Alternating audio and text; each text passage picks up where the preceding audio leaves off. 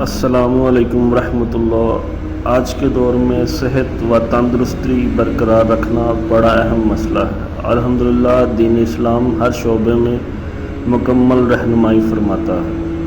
صحت کی حفاظت کے لیے خوراک ریڑھ کی ہڈی کی حیثیت رکھتی ہے۔ متوازن غذا سے ہی انسان کی صحت برقرار رہتی ہے۔ متوازن غذا کسے کہتے ہیں؟ قرآن پاک نے اس کے بارے میں قدیم و جدید طب کی تمام تحقیقات کو ان 3 جملوں میں بیان فرما دیا ہے۔ کلوا واشربوا ولا تسرفوا، کھاؤ اور پیو اور حد سے نہ بڑھو۔ حضور نبی کریم صلی اللہ علیہ وآلہ وسلم کا کھانے پینے کا انداز بھی انتہائی قابل تقلید ہے۔ کھانے سے پہلے اور بعد کی دعا پڑھنا، خواہش کے بغیر نہ کھانا، پیٹ بھر کر نہ کھانا، تکیہ ٹیک لگا کر نہ کھانا، 3 انگلیوں سے کھانا، کھانے میں عیب نہ نکالنا، کھانے سے پہلے اور بعد میں ہاتھ منہ دھونا۔